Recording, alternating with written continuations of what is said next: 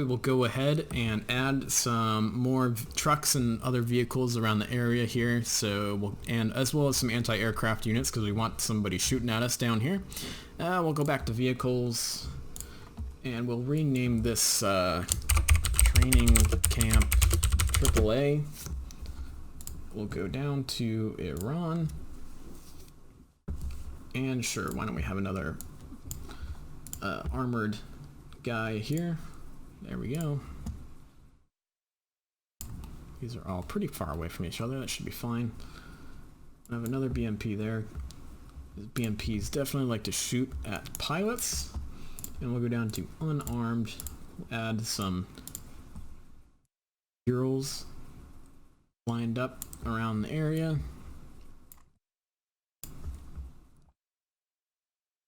Have a Ural down here next to that roadblock. And why don't we go ahead and go to air defense, and we'll have a Ural here. And he's looking around looking for airplanes to shoot at because there's American and Gulf country airplanes all around this whole area looking for targets. And why don't we go ahead and add 2 man pads. And we'll leave these guys to excellent because the jets that are going to be attacking this area should be rather high up. So we'll have him offset a little bit, and we'll add another one offset this way a little bit. Cool. And we're good to go there. There's our terrorist training camp / vehicle storage area with some, you know what, why don't we go ahead and add some more tents in here, and that way we can have some cool little scenery when things are blowing up and whatnot.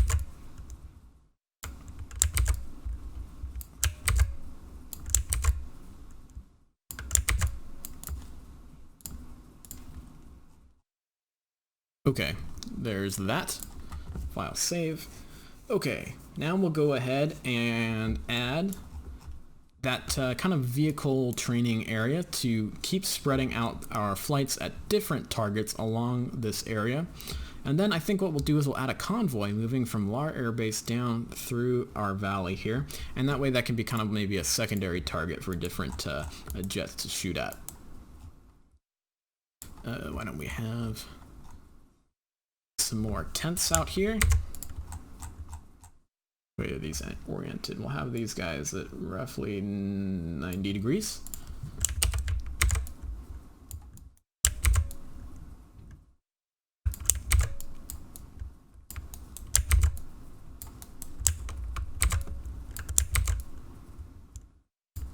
Don't have to be perfect. I mean, you're not going to see things perfectly lined up from 15,000 feet anyway, so I mean, we don't have to make it absolutely perfect.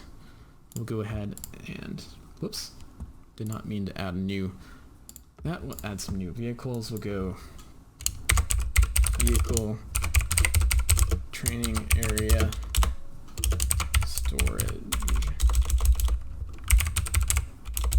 I think this mission will be very apt for adding some coordinates for F-18 pilots to be able to drop some JDAMs. So I think that'll be a pretty good mission for that kind of an idea. So we might as well go ahead and we'll start taking down waypoint, coordinate information in a little bit.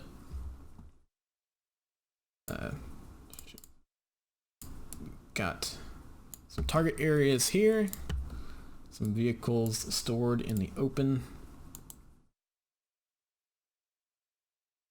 And we'll change these to unarmed.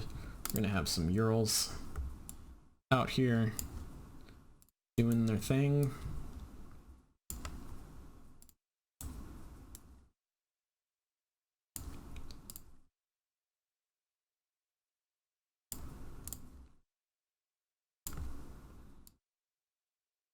Have another vehicle in here. They're around the tents, ready to bring potential IRGC terrorists out to the training ranges. And why don't we have some vehicles roving around out here? we'll have some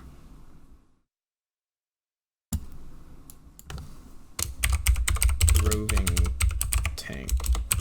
tanks, and these will be down to Iran again, armor, T-55s, and they're just gonna be driving around doing whatever around this area.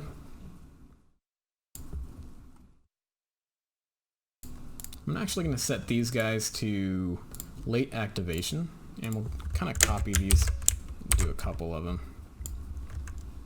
So that way there's some weird just kind of roving training tanks going along out here. We're all set to late activation, so roving tanks will have 4 of those groups. Perfect.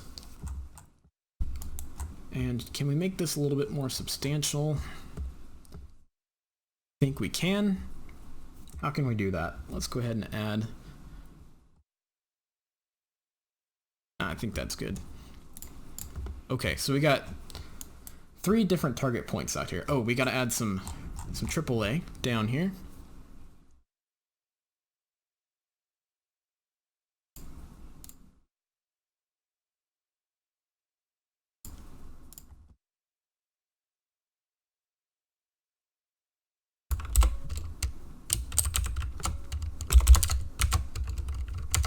AAA, there we go. We'll go to, very quickly, we'll go to air defense. These guys are gonna be excellent, perfect. Should be able to avoid these guys very easily if you're way up high where you should be dropping JDAMs or laser guided bombs, things of that nature. And these guys are heavy on the man pads, so perfect. File, save. Okay. Alrighty, so we've got 3 distinct target areas here. So now we can start spreading out our jets in terms of their IP points and their target points. So we'll go ahead and keep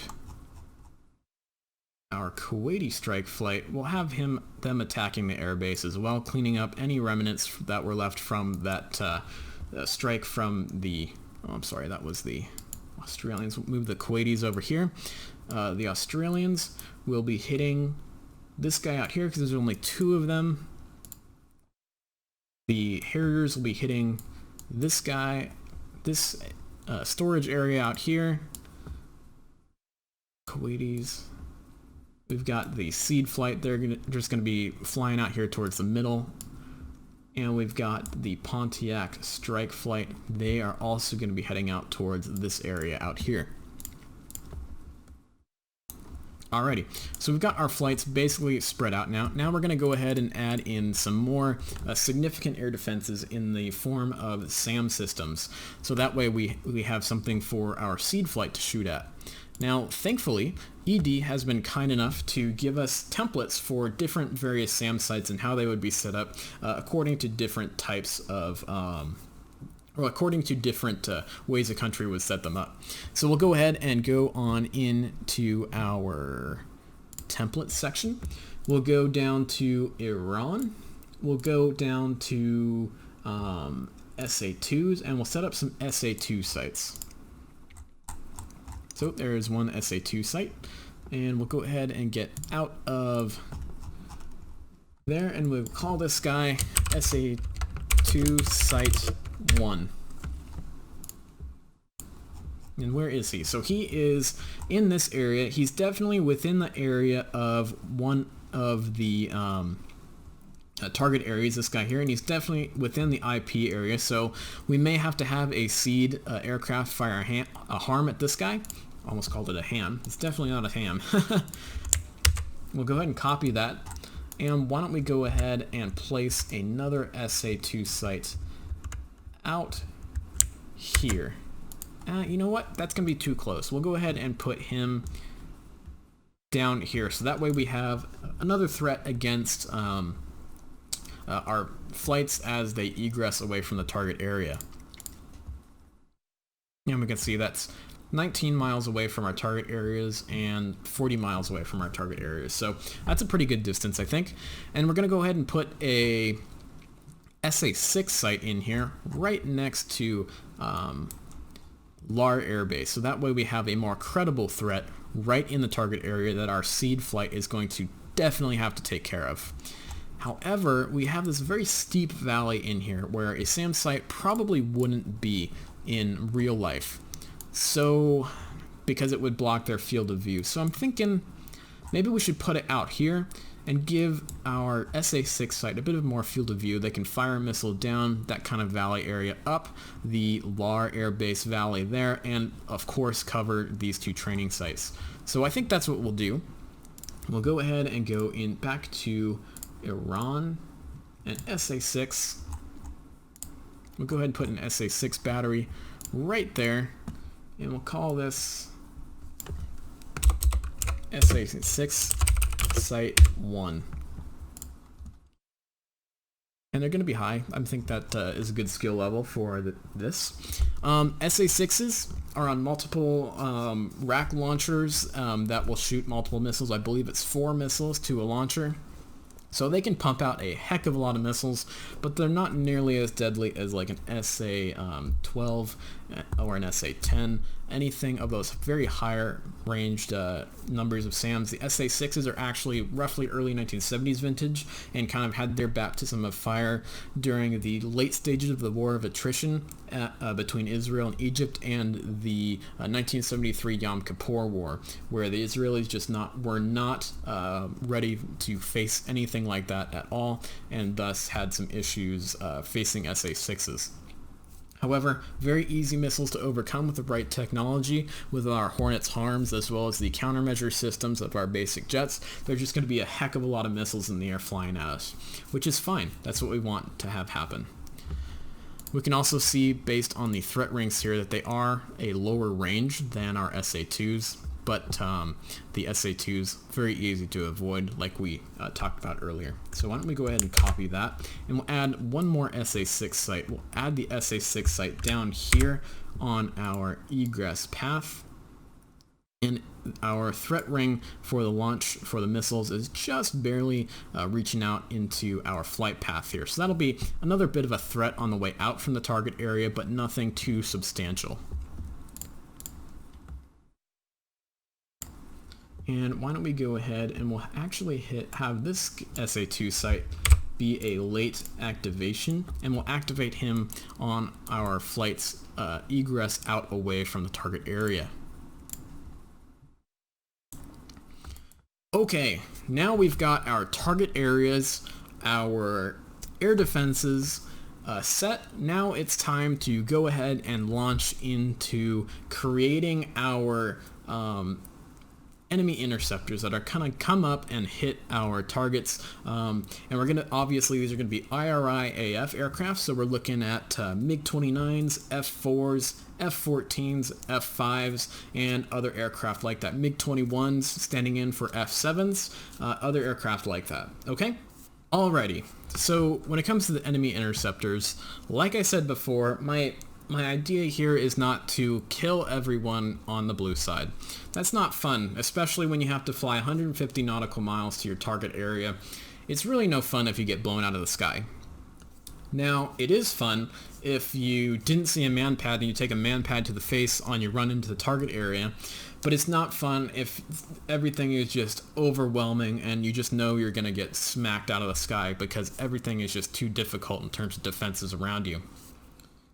So that's where you have to kind of walk a fine line, especially with the enemy interceptors. I've accidentally made the mistake of having F-14s on the Iranian side with AIM-54s, and that is just no fun for anyone because you just get blown out of the sky with no warning whatsoever from a very long distance.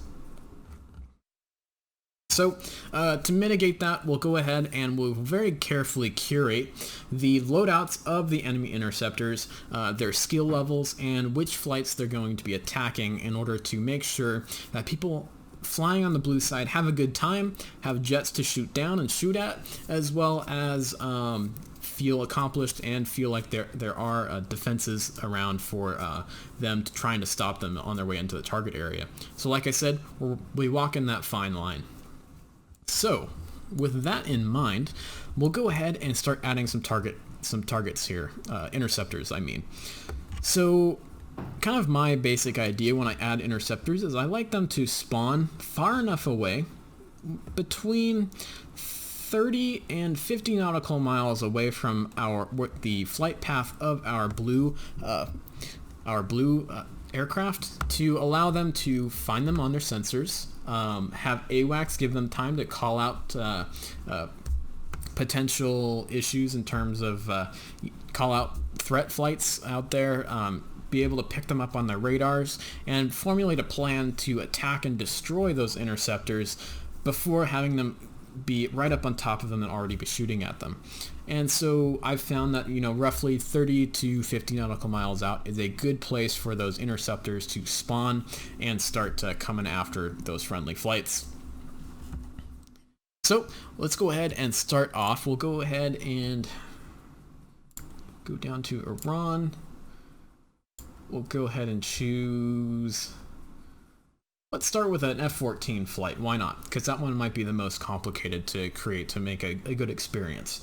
We'll select F-14Bs because the model looks better, and we can get a better skin on it and just have some more fun with that, in case people are looking at the enemy airplanes on like the F2 view or something like that, or somebody's going back and looking at a track or something like that. Which, yes, I know is broken at the moment, so we'll disregard that. We'll go ahead and put them for a skill level of average. We'll call these guys IRIF F-14 interceptors. And for the F-14s, I always spawn them in groups of 2 rather than 4, just as a general rule of thumb, because these probably are the most powerful, I guess you could say, interceptors in the IRIF arsenal. And so, as well as their most closely guarded, you know, national asset, so there's not going to be a ton of them up in the air at one point. So we'll spawn them out here. Where are they going to be? They're going to be 50 nautical miles from our IP point when they spawn.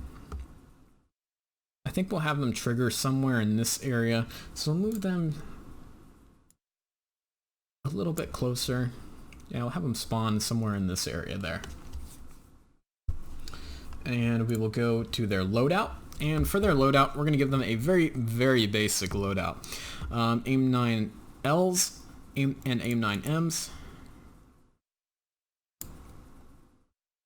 Just like that, 4 missiles total, no external fuel tanks. The Iranians very, very rarely fly with external fuel tanks on their Tomcats, and very rarely give them full tanks of gas. The reason for this is the Iranians are terrified of their F-14 pilots potentially defecting to Saudi Arabia or any other Gulf state and bringing their F-14s with them. Okay, so we'll go ahead and give them Asia Minor, IRIAF. Scheme on there. Actually, you know what? I just downloaded this dark blue-gray skin, so that'll be pretty cool. So let's go ahead and put that on our IRIF intercepting F-14s, or at least for the leader. And just because things aren't always standard in the IRIAF, we'll go ahead and give the wingman a Asia Minor camouflage. It'll be kind of cool to have 2 different ones. So if they get close enough into visual range, you could potentially ID them as they get closer.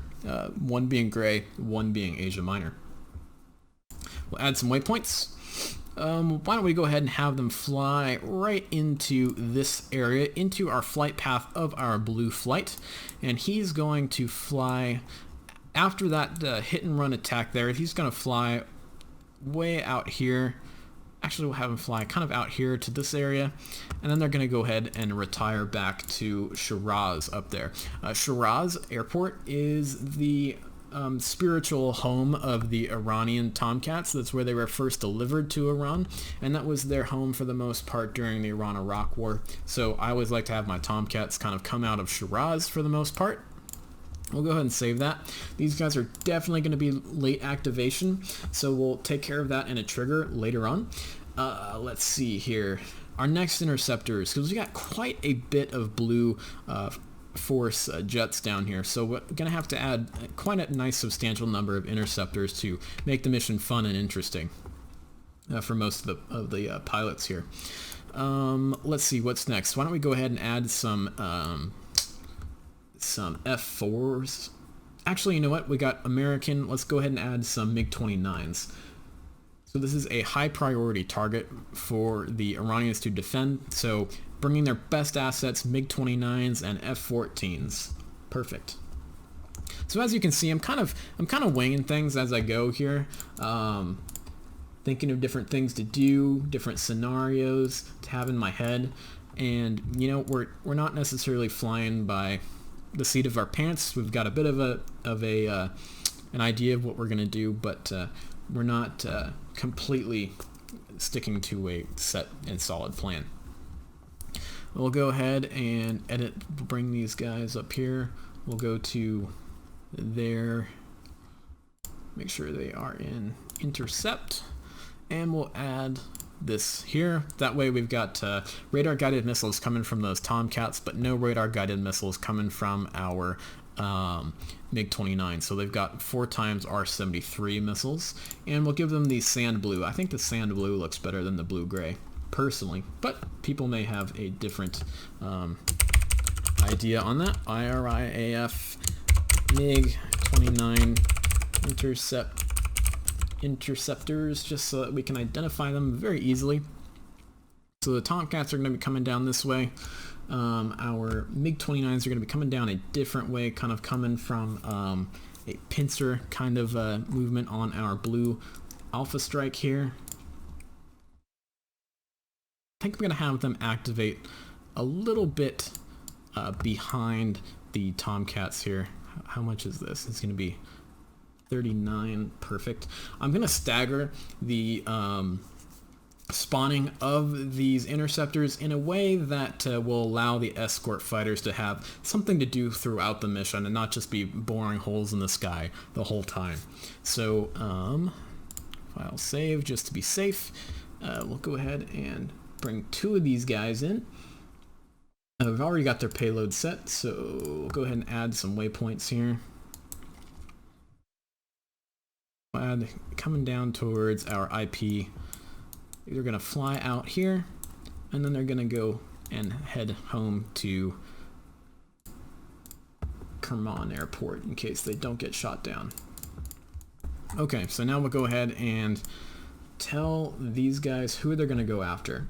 So waypoint 0, we're going to go ahead and tell them to perform task, attack group. We're going to have them attack our jets that are most suited to being attacked by interceptors, and jets that I think are going to be flown by our more experienced WingmanFinder guys who tend to gravitate to different jets that I know of. We'll have them attack the MiG-29s. Will go ahead and attack the Emirati Mirages. We've got quite a good group of experienced Mirage pilots who really love flying the Mirage, who will definitely be able to handle some MiG-29s. And our F-14 guys here are going to go ahead and attack our escort flight, our U.S. Navy Tomcat. So that'll be interesting to have Tomcat against Tomcat there. That'll be pretty cool. So we got those set up. We got these guys. He's got to be definitely on late activation. File save, always saving, like I've said many times before. And why don't we go ahead and have a trailer interceptor come in from this direction out towards these guys. I'm going to have them spawn with a trigger somewhere in this area so that as the pilots are coming off their targets, they're going to go ahead and hit an interceptor that they have to make sure that they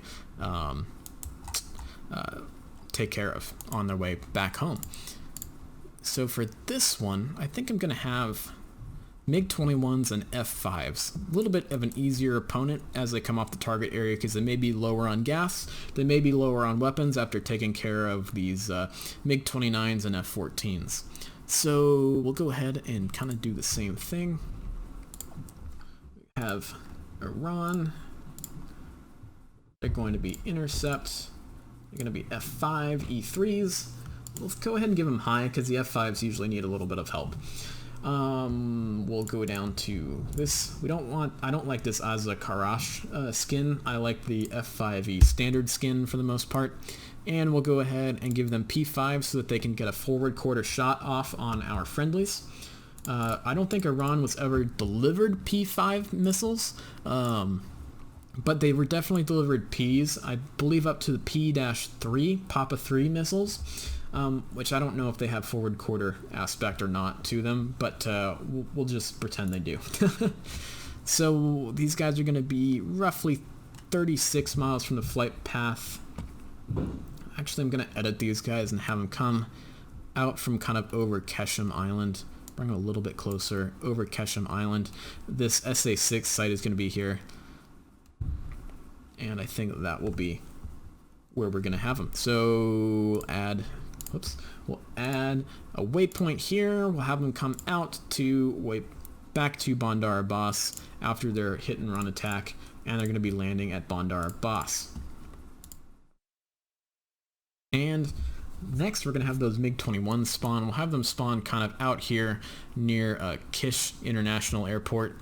So those MiG-21s will be coming out of Kish and coming in to intercept our guys here. So we have these guys set up. Yeah, we'll go ahead and have them attack, perform task, attack group. We'll have them attack the FAC-A F-14s. Why not? I'll probably be flying in that group if I ever fly this mission, and that'll be fun to have somebody attack me on the way out from the target area. File save again, as always, and we'll go ahead and add our MiG-21 interceptors. Iran intercept MiG-21 BIS. As I've stated before, the Iranians don't fly the MiG-21 BIS, they fly the F-7 Air Guard, which is the Chinese copy of the MiG-29 F-13, which is a very cool and very sleek and very beautiful model of the MiG-21 in my opinion. Much better looking than the MiG-21 BIS. But beggars can't be choosers with DCS. We got to work with the jets that we have. They'll be flying a little bit north, and then they'll retire back to Kish. Whoops. Landing at Kish. Okay. I doubt these guys will survive their flights, but in case they do, it'd be kind of cool to have them fly home and land. Okay. We've got that guy on there. We'll set up his skin. I like the Umadiyah airbase skin, the blue and sand again, kind of like the MiG-29s. We'll give them a nice interception loadout. Call these IRIF MiG-21 interceptors. I believe I forgot to name the F5 flight, so we'll go ahead and go back and get that, make sure we get that. And we'll add 3 of them. This will be interesting. So I'm going to add 3 of them instead of 4 because pilots will expect even numbers of flights, especially the blue players who are used to flying with Western tactics and ideology and whatnot, who are always expecting to be flights in sections of 2. So they'll be wondering, what the heck, there's 3 MiG-21s? Why are there 3? There should be a 4th one out here. What's going on? Do we not see him? Where is he? And then in reality, they'll be fooled by the fact that it'll actually be 3 MiG-21s. So that'll be kind of interesting. We'll save that, and we'll see who should these MiG-21s attack.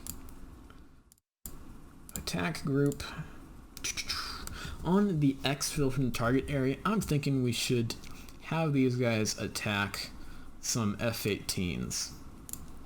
Some Ford F-18s getting attacked there. And we'll go and make sure we get this guy renamed. IRIAF F5E Interceptors. Perfect. Well, that will be cool. Alrighty, we gotta also make sure that these guys are both late activation added. File save. And with that, I believe we are able to go in and start creating our triggers. Okay guys, now that we have our mission 90% done, we've got our units placed, we've got our target areas, we've got our air defenses, we've got our carrier placed, we've got our blue flights, we have their loadout set up pretty much the way we want them to be set up, and now we can start adding the triggers for the different spawns that we want for the different aircraft. So let's see what we're gonna do. Let's think of our rationale here. So first we're going to want to have our F-14 interceptors spawn. How far away are they from 53? I've kind of changed my mind a little bit here. Why don't we go ahead and bring them in a little bit closer? Yeah, there we go. Roughly 40 miles, a little less than 40 miles. That will work just fine. And we'll add our trigger. Now, a lot of people lament the fact that we can't have like straight lines or boxes or things like that for triggers here in DCS. And you know, one way around that is to just make the trigger huge, and that way you can kind of get a very large circumference of that circle of the trigger zone, can make a nice kind of almost straight line that your coalition or groups or units are going to cross to get that trigger. So for this one we'll add F-14 intercept trigger, and because we're going to be making lots of intercept triggers, we'll go ahead and copy that. And for the size, let's try 35000. And I mean, that's pretty darn big, so that's almost practically speaking a straight line. So these guys are, he's going to be 50 nautical miles away from where he's going to be triggered, and where he's going to be flying intercept vector towards our flight path of our blue flight here is going to be roughly a little less than 40 nautical miles. I think that should be a very nice trigger. You kind of got to think of the geometry here of 40 miles, a little less than 15 miles there. 14 miles for the blue flight and the intercept to waypoint 1 here. I think that'll be pretty darn good. Our escort flights will be able to break off, hit this guy, shoot him down, and hopefully come back and reform up with our guys over here. So we've got that good to go. So we'll go to our triggers, new trigger, we'll call it F-14 intercept trigger. Conditions, and we'll go, I like to use a lot of my triggers for mission-wide kind of events to be part of coalition in zone. Blue F-14 intercept trigger, that's our only trigger we have left. We have at the moment anyway. New, and we'll go on down to group activate, IRIF F-14 interceptors, and boom, that's all we need. As long as one blue aircraft crosses that line right there, these F-14s will trigger, boom, they'll be up, and they'll start to come in and attack our escort F-14s. So pretty cut and dry, pretty simple there. Now we'll go ahead and create another trigger. This guy was 350,000 meters in circumference. I think that's a good number. So go MiG 29 intercept trigger, 350,000, and now we'll bring this guy back here, and that's roughly what? We've got 40 nautical miles between triggers here, so that'll give a good delay of shooting down this guy, and then these guys will come in and intercept our mirages. So I think that should be pretty darn good separation between those. I think that should be good. Now ideally the Iranians would want to have these guys come in at the same time, but they're not that good. They've got some issues with their GCI or AWACS or whatever they've got going. So that works fine for me. Now we'll go ahead and, very easy, we'll clone this. And for the second one, we'll call it MiG 29 intercept trigger. Remember that you can always clone your triggers. It makes it much quicker and much simpler and easier to create triggers faster. And we'll go ahead and have our MiG-29 interceptors trigger there, and they'll fly in and start coming after our mirages as they get ready for get ready for their bombing run on our airbase out here. File save. Alrighty, what do we have next? Now for the next part, This is going to be a little bit more tricky. We want to have these MiG-21 and our F-5 flight intercept our targets on the way out from the target area, which means that we can't use a gigantic trigger zone like these with a nice almost straight line. We got to make smaller trigger zones and hopefully make sure that our flights run into them over here on this side. This is also why I don't have flights come straight in and straight back out the same way, so that I can have triggers triggering on the way out from the target area. I think that's fun and very cool to have something happen on the way out from the target area, so it's not just a boring flight back home. Okay, so let's go ahead and add some more triggers. Trigger zone, we'll call this the F5E / MiG-21 trigger. We'll pretend that GCI here has gotten a little bit better, so they're going to be having those MiG-21s and MiG-29s, sorry, MiG-21s and F-5s kind of come up and intercept all at the same time. And I kind of want to have these guys spawn. How far away is that? 30 miles, 7 miles, 35 miles. Let's see here. Okay, so where are we going to put these MiG-21s and MiG-29s? How are they going to spawn? Let's see. We've got some distance there. Why don't we pull this guy down here. Now we are in danger of potentially having a wayward AV-8B flight here. If they have to cut the corner and come across, we're in danger of maybe potentially having them come through and accidentally trip these MiG-21s. But I'm not too worried about it. And for the sake of just making sure that these guys get tripped eventually, I think I'm going to put in a second trigger. So F5E / MiG-21 number 2 in here. I'm going to just add a 0 to the end there. Have roughly about a 10,000 meter wide, or yeah, almost 100,000 meter wide trigger zone down here,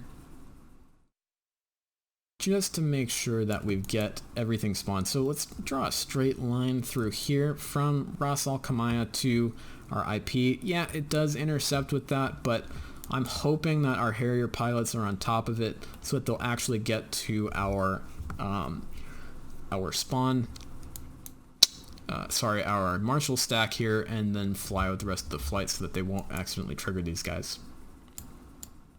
So, yeah, I think we can work with that. I think that'll work. So hopefully we have pilots flying down this way, but because we've got part of Coalition, I'm sure that at least one pilot will be within one of these zones on the way out from the target areas. If someone just comes, straight on down to waypoint 5, or straight on down this way, they may miss it, but if they come down towards waypoint 5, they'll definitely intersect it with something. How far away is this? That's a 15-mile window, an 18-mile window. Alright, well, I think we can work with it. If we do have something spawn, we will have kind of a more interesting kind of run in towards the target area. As a result of that, I think I'm going to have the MiG-21s come in from this side. So as you can see, as we move through the mission, we can see different design options and ideas coming forward that we want to change or mess with a little bit. So we'll have that ready to go. And why don't we go back to our triggers. We'll clone our MiG-29 trigger and we'll go F5 / MiG-21 trigger, intercept trigger, part of Coalition in F5 MiG-21, and we're going to clone that and give it an OR, so then we can have them go into MiG-21 number 2 as well. So this OR thing is good because if we have guys enter this one, it triggers, or if they just enter this guy down here, it also triggers. So this may be superfluous now that I'm seeing that, but it's a good example for you guys. So if you could have multiple different trigger zones potentially activate different aircraft or ground units or whatever it is. So that works. And we've got our group activate, we're going to be activating the F5E interceptors and the MiG-21 interceptors. No need for an OR there, and you can't add an OR here, so it activates both of them. We'll go ahead and file, and we will save this. Saving all the time, as usual. Like I've said, we've been very lucky in not having any issues with DCS crashes for this demonstration video, so that really helps. And then this SA6 site, we had that on late activation. Interestingly, I've had bad luck with late activated SAM sites in the past. However, with the last update to DCS Open Beta, late activated SAM sites seem to have no problem with engaging friendly aircraft, or sorry, enemy aircraft. So I have no qualms with putting this guy in. So we've got late activation here. We'll go ahead and actually use our MiG-21 intercept trigger to activate that SAM site. So, but we're gonna go ahead and rename this SA6 site trigger.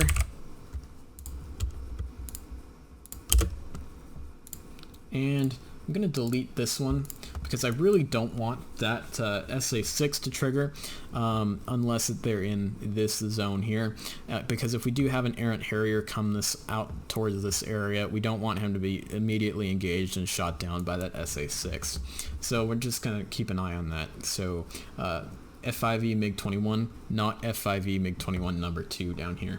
Group activate, delete, and we will go SA6 site 2. I believe that's what it's called. Let's double check. SA6 site 2. Perfect. We are good to go on that.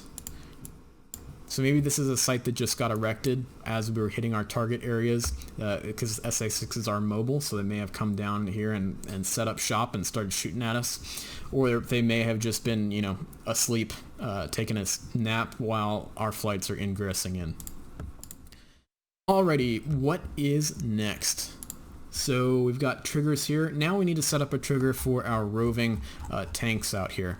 So for those roving tanks, why don't we go ahead and just use the MiG-29 intercept trigger, because we don't want to have a trigger too close to our target areas because of these air defenses here. If we have one too close, we may have an issue with someone having a lag spike as a result of that trigger and potentially being shot down while in a lag spike by an interceptor or something like that close to the target areas, and that always sucks. I have been on the receiving end of that too many times, and it always is a bummer. So we'll use our MiG-29 intercept trigger because it's close but not too close, and we've already got that trigger made, so it works.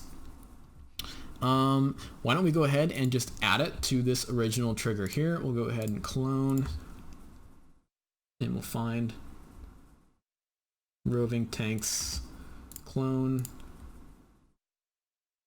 roving tanks 1, clone, roving tanks 2, clone, roving tanks 3. Okay, so we have those 4 tanks spawn, and they'll just be doing their kind of thing, roving around in a potential like a little like training pattern out here. And if we have some extra ordnance, maybe we can shack those guys on our way in hitting the primary targets. Okay, so next it is time for cleanup of different target areas and cleaning up the map here, because everything looks pretty darn messy, doesn't it? So now it is getting on towards the time when we need to clean up the map and start to bring the disparate pieces of the mission together and make sure it's ready to go for flying. And that includes adding effects, adding weather, and just cleaning up the map in general, like I said. So to clean up the map, what we're going to do is we're going to make sure our interceptors are hidden on the map. We know that they're good to go. We've got them where we want them to be. And we also know what triggers they're going to be tripping at and all that. We've got their triggers all set up and ready to go. So we're good to go in that way. If we did need to find them, very easy to do. All we need to go back to is view unit list. We can undo vehicles and helicopters and all that. Now we have just a list of all the different aircraft in there, and now we can see, you know, IRIF interceptors, F-14s, F-5s, MiG-21s, MiG-29s, all that good stuff. So we're good to go there. Now we need to make a decision about what kind of effects are we going to put in this mission. So my idea here is that we've got the civil war is starting to peter out a bit here now in Iran. So I'm going to add some smoke, but not necessarily as many fires and crazy stuff as I did before. And we also have to decide, do we want this to be a nighttime mission, or do we want it to be a daytime mission? I'm sort of thinking this could be fun as a nighttime mission, just because, you know, we're going deep into Iran, we're dropping lots of bombs onto targets. The only issue with making this a nighttime mission is our poor Mirage pilots are going to be dropping on their targets with no night vision goggles. So I think that we should make this a nighttime mission, and sorry for our Mirage pilots. So we'll go ahead and do that. In terms of anything else we can clean up on the map, for our SAM sites, we do not want to have these guys hidden on the map. And the reason for that is if they were hidden on the map, then unfortunately our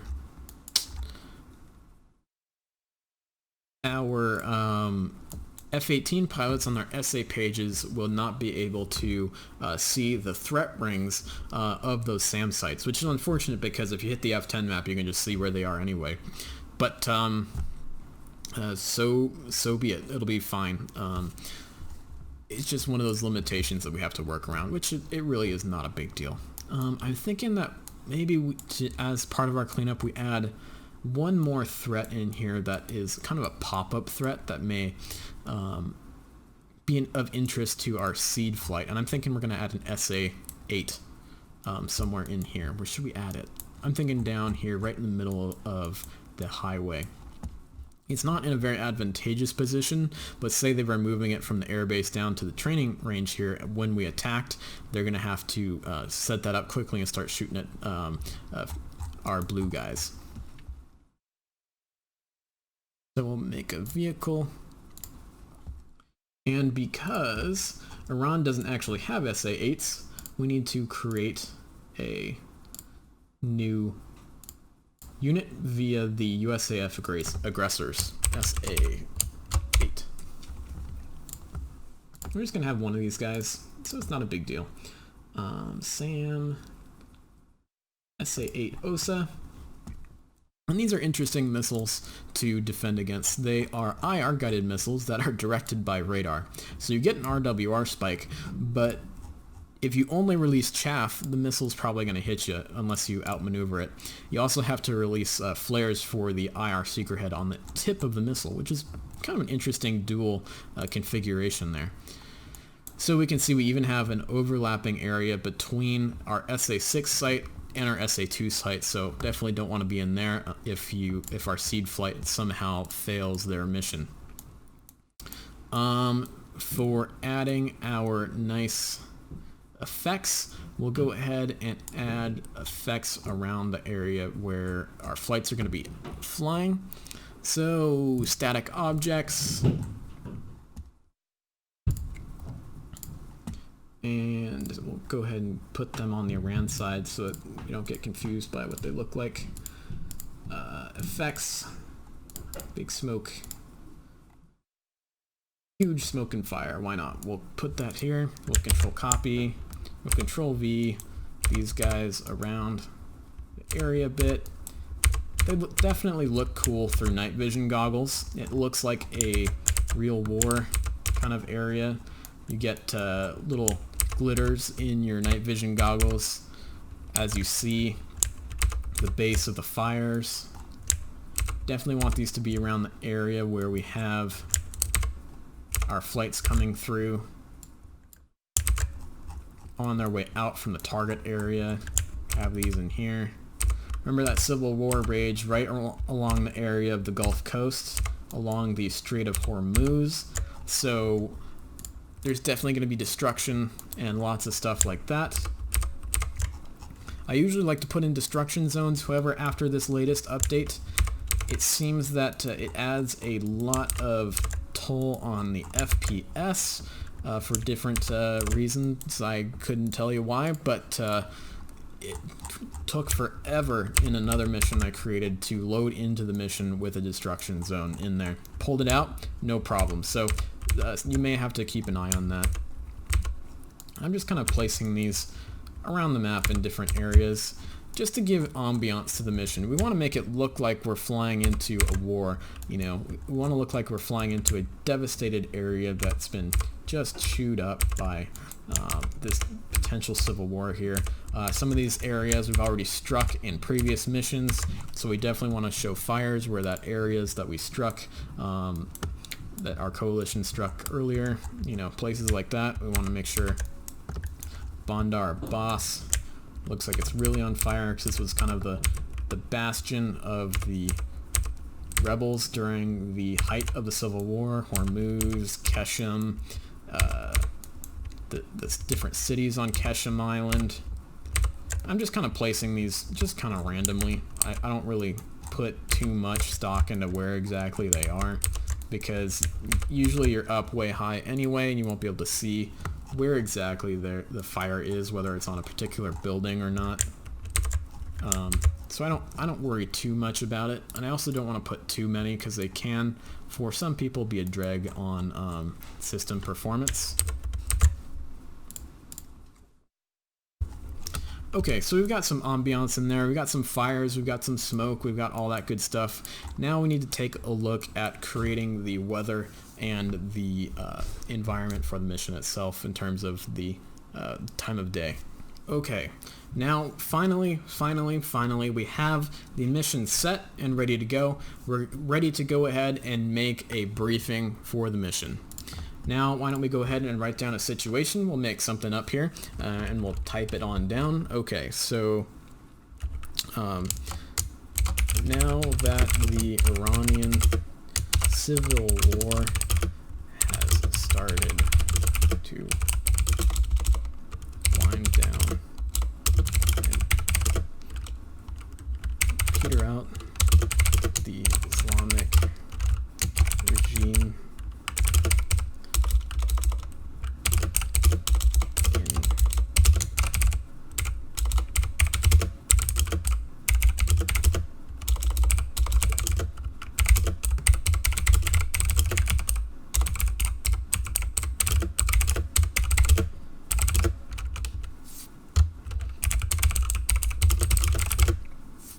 and the supporters of the rebellion with a renewed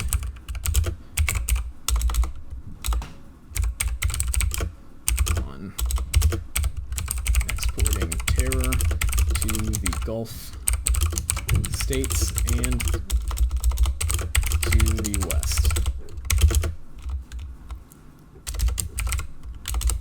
Reprisals against civilians in the rebel controlled areas are not acceptable, along with the exportation of terror outside of Iran. At 2 IRGC training camps for IRGC irregulars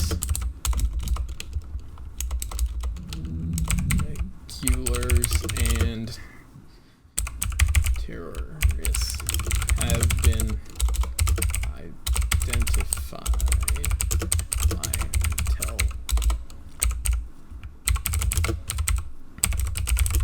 outside of Lar Air Base, Iran.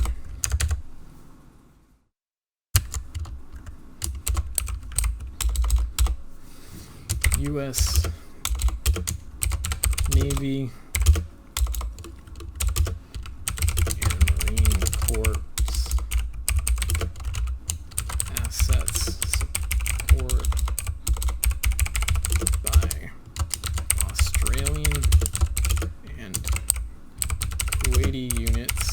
based ashore will strike these training camps and LAR airbase as soon as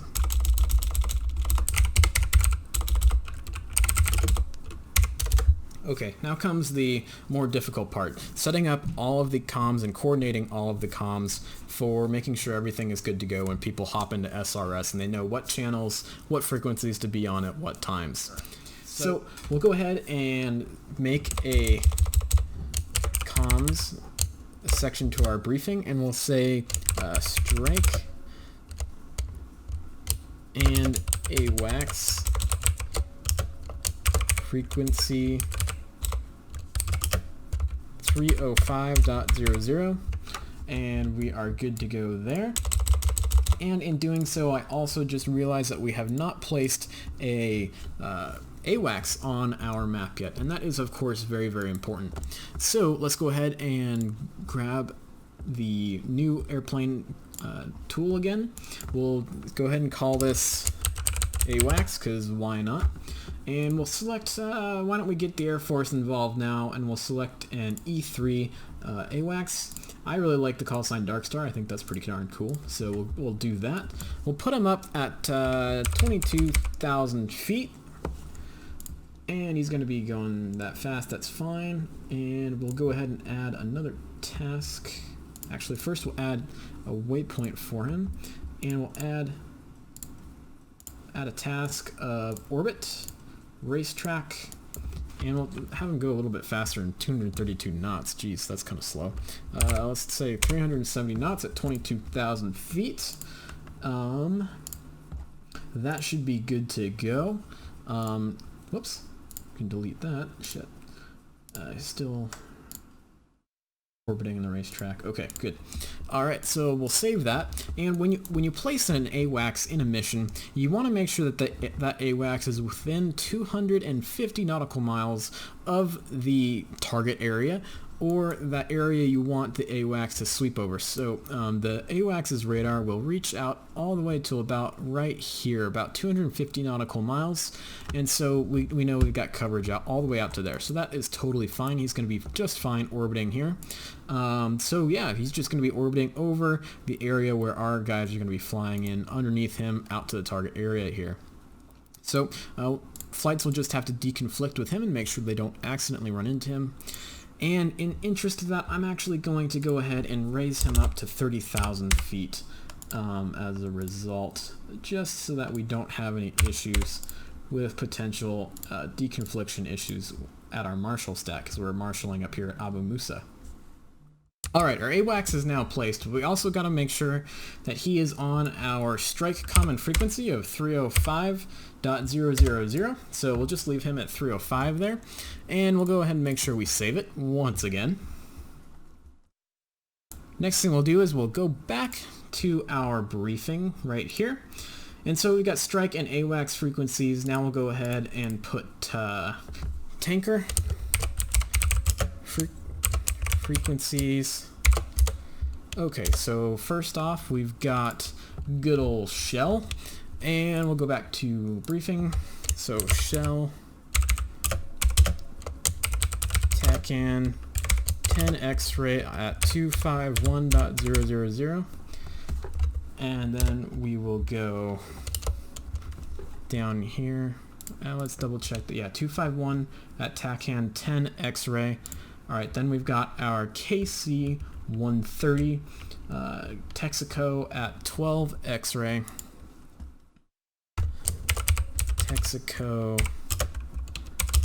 TACAN 12 X-ray at 261.00. Alright, let's see here. Let's just double check at 261. Roger, that is good to go. And then finally we've got ARCO at 14 X-ray at 271.000. And then we've got ARCO TACAN 14 X-ray at 271 .000. All right, so our guys will be able to find and talk to the tankers, which is of course extremely important, especially if we have a low fuel emergency. Need to be able to hook up with those tankers. Now we'll go ahead and do a local comms panel. And we'll go ahead and in this we will list all the different flights, their local comms frequency, as well as their different targets and what they'll be hitting and whatnot. So let's go ahead and go down and zoom in here on the Dodge A FAC. All right. So we've got Dodge F-14Bs FAC A. Perfect. And we'll go ahead and say that their local comm is going to be their ARC 159 channel 2. So at 258.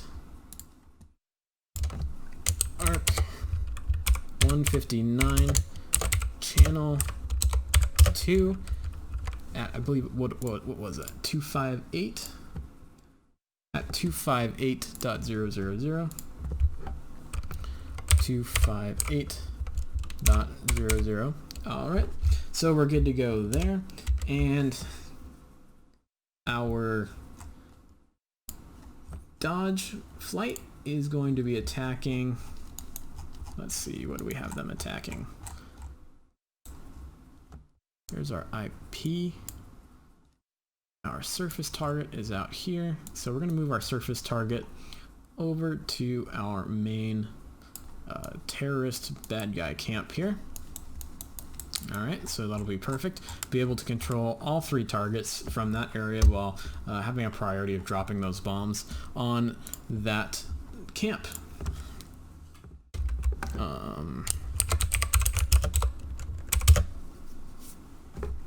I'll go ahead and spell out channel here just to make it a little easier for people to work with. And we'll go ahead and say the target is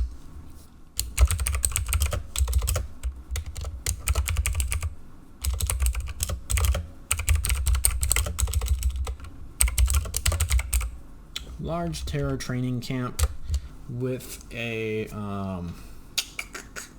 let's see,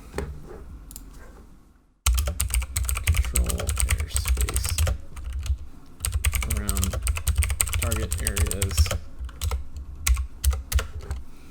Okay, so now we'll go ahead and do our in-field F-14Bs escort. And they're going to be on their ARC 159 channel 1, which is 225.00, I believe. Let's see, is it 225? Yep. Okay, so we'll go back to 225.00. And target is protect all friendly flights in the target area.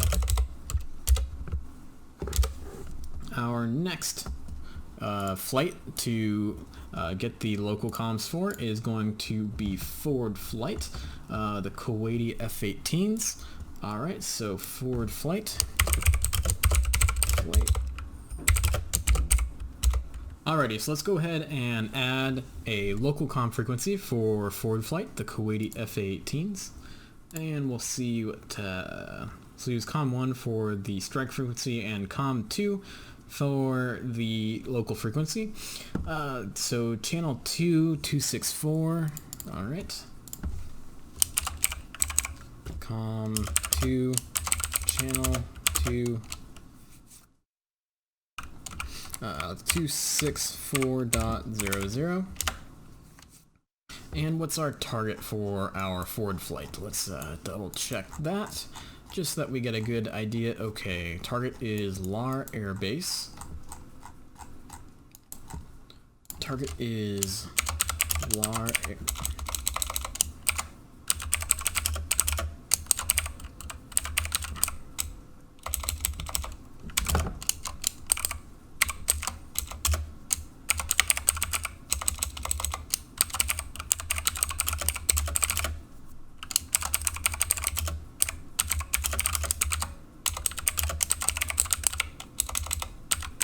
Okay, IRGC aircraft on the western ramp of Lar Air Base. And then we've got our Australian Chevy flight. Chevy Aussie FA-18C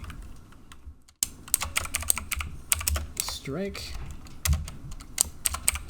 Onto channel 3, which is a frequency of, just to be sure that we've got it correct, is a frequency of 265,000. Frequency of 265.00. Alright, and their target shall be, I believe it's one of the camps, is the target for, yep, vehicle training range. IRGC vehicle storage and training range. Okay, next flight of Hornets that we need to get straightened out is the Uzi Seed flight.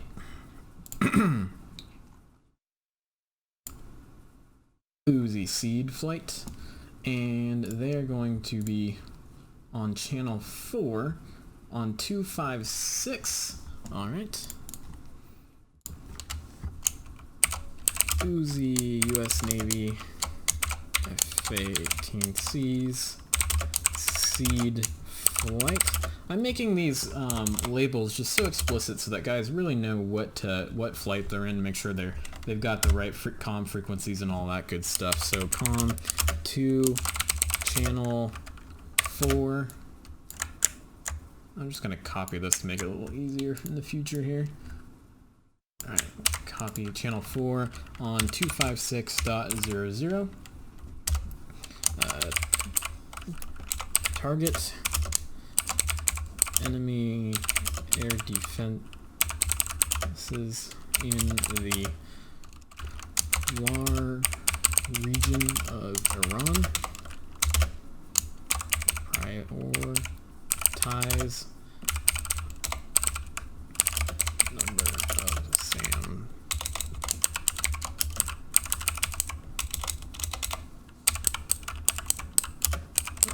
over lower numbers. SA6 over SA2. Alright, I think Uzi should get the picture there. And next, we've got our US Navy strike flight. US Navy strike is Pontiac flight.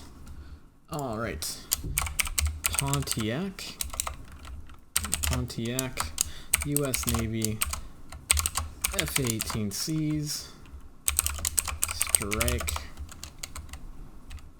And they are going to be on COM2 channel 5, which is, of course, on frequency channel 5, 25400 on 254.00. Alright, their target is going to be, let's zoom her on out, and back on over to our target, is also going to be the vehicle storage facility. Okay, so I think we can just go ahead and copy this guy right here, copy, and paste that guy right there, and we're good to go in terms of that. And let's see here, what else? Oh, we've got our Aviate-B flight as well as our Mirage 2000 strike flight. So Emirati Mirage 2000s. Emirati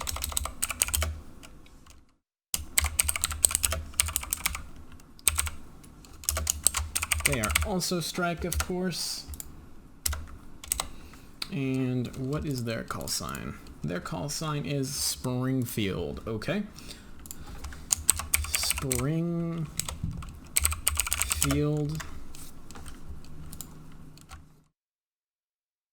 And their comms are going to be VUHF channel 1, v/UHF channel 129.00. Alrighty.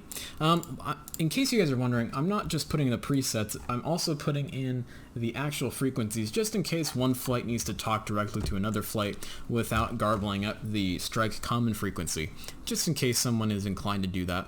It works and helps everyone know what everyone's talking on. Target is, of course, like we said, the IRGC Su-25s on eastern ramp of Lars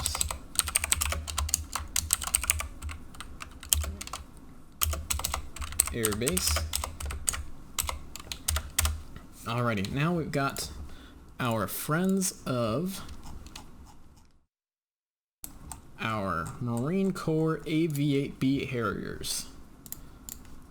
Go ahead and do a save just to make sure we're good to go there. Okay, so COM 2, channel 1133. Okay. Shit. What, these guys were Colt. Okay. Colt. USMC AV-8B Harriers. Strike. COM 2 channel 1, wait, that was 133.00, so we got their comms. Their target is going to be the, yep, just what I thought, the main terror training camp. Main terror / IRGC training camp east of Lars Air Base. Perfect, we've got that down. So now that we've got basically a good rundown for our flights of their frequencies and their targets, let's go ahead and throw together a quick navigation summary.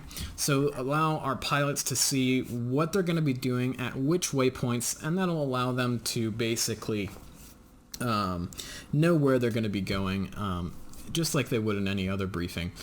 So that way people aren't confused, there's no confusion about where they've got to go, what they're supposed to do, and it really helps that we did all that pre-planning into putting together all those waypoints for the different flights, because all the flights have the same number of waypoints, and they all do the same thing at the same number of waypoint. So everyone marshals at waypoint 1, everyone's target is at waypoint 3, etc., except for the F-14s. The F-14s throw a little bit of a wrench in there, but we're not going to worry about that too much. We're just going to put in parentheses F-14 waypoint IP, or F-14 waypoint FP, or whatever it is. So we'll go ahead and go on down the line, and we'll go ahead and go put in a navigation section here, navigation, and we will go ahead and throw in waypoint 1 is going to be Marshall Stack. Waypoint 2 is going to be our initial point. Initial point. And why don't we go ahead and start putting in our parentheses for the F-14s. Parentheses F-14 IP. Just for F-14 pilots and Rios so they don't get confused. Waypoint 3 for the F-14s and everyone else is going to be F-14 surface target, or ST, and then we gotta go here and go targets. Yeah, that's right. And then for waypoint 4,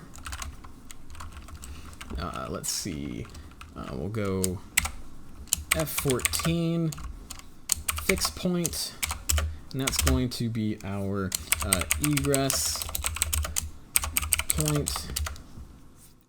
Waypoint 5, which for the F-14s is waypoint 2. F-14 waypoint 2. Feet wet nav point. Waypoint 6 is going to be our lineup points for either the carrier, or the runways at Al Minhada and Ras Al Khaimah. So we'll go ahead, waypoint 6, F14 waypoint 3 in parentheses for our F14 fans, and we're going to go say line up for home plate with waypoint 7, F14 waypoint 4 in parentheses. Oh, I'm sorry, that's not going to be waypoint 4, that's going to be F14 home base HB, and that will be home plate. Alrighty, so we got some navigation stuff put in there. Now we need some other kind of information for our pilots. We're going to leave Kasab as neutral, and we'll go ahead and put Sharjah International to blue and Dubai International to blue. And why don't we put Al Maktoum International as blue as well. Go ahead and do a save just to be safe. And we'll go ahead and put in some information for divert airfields. So in case someone has a fuel emergency or a battle damage emergency, that way they can easily find a good and suitable divert airfield to land at. So divert fields, Kasab, only for critical emergencies. Since the Omanis are not participating in this operation, we do not want to have to land there and potentially cause an international or diplomatic incident as a result of having combatant aircraft land in a neutral airport. So only if critical emergency, only go for Kasab. And then Ras Al Khaimah, where the Aviate-Bs are based. We are going to go ahead and say that is our primary divert field, because that is in the United Arab Emirates. We've already got Marine Corps personnel there who most likely have experience with F-18s and potentially even F-14s at some point to be able to help any F-14 or wayward FA-18 pilot. And of course there's going to be Emirati personnel who have experience there dealing with Mirage 2000s. And we'll go ahead and say next one would be Sharjah International, geez, can't spell today, secondary, and Dubai International being a tertiary divert field. So we've got a couple divert fields there. Do keep in mind that it's really important that we have our tankers here because of the fact that we don't have many divert airfields, especially when we're going up towards Lars Air Base here. It is a long way to Kasab, and it's a long way to Ras Al Khaimah, and a long way to Sharjah, or even home to Al Minhad, or even back home to the carrier. So it's important that our guys have some sort of ability to tank in case maybe they got in some battle damage and are leaking fuel, or are potentially got chased by a MiG or chased by some SAMs and are low on fuel just as a result of their maneuvering. In terms of the tankers, I don't want these guys to be in the way, so we've got late activation set for these guys. We just need to make sure we set a good trigger for them, which we already did, so we're good to go there. Just making sure we've got everything good to go. I believe we do. Let's do a once over on the briefing just to make sure. Alright, so we've got comm frequencies, AWACS, tanker freaks, local comms, as well as target area descriptions. Let's see, it looks like we're doing pretty darn good there. One more thing we need to do is we need to assign altitudes for our Marshall stack over Abu Musa airfield, or island out there. So let's go ahead and do that. For our lantern equipped F-14Bs, we're going to have them be at the bottom of the stack at 18,000 feet due to the fact that we have a service ceiling of 24,000 feet for that lantern pod. We want to make sure that we have a nice cushion there and that we don't get our lantern equipped F-14s in trouble in any way in that kind of sense. So Marshall stack, we've got Angels 18 for our F-14B Bs that are equipped with lanterns. For our escort, we're going to put them at the top of the Marshall stack. So we're going to put them up at Angels 24. Our Kuwaiti F-18Cs, why don't we go ahead and put them at Angels 19, 1,000 feet above our Lantern FAC-A F-14s. Our Aussie Strike, they're going to be at Angels 20, another 1,000 feet up. Our Seed Flight, they're going to be up at Angels 23, just below our escorts. That way they don't have too much of a climb up to their launch altitude for those harmed missiles. Our F-18C Strike is going to be up at Angels 21. Our Angels. Okay, so we got. We'll go ahead and put our Mirage 2000s at Angels 22. And I forgot about our Harriers here. They kind of tend to struggle to climb too much, so we'll go ahead and put these guys at Angels 17, 1,000 feet below our F-14 FAC-As, and that should work fine. If they need to climb up to save some gas, we'll allow them to do that. But we don't want to make them climb up too far too fast, because we really need to get as much range as humanly possible, or mechanically possible, I guess, out of those AV-8s for this long flight. If any of the aircraft need to refuel, it's going to be the AV-8s. So, my friends, that is one PvE co-op mission that we would fly on the WingmanFinder group, and I'm sure we will be flying it soon, and hopefully we'll get a nice gameplay video of it.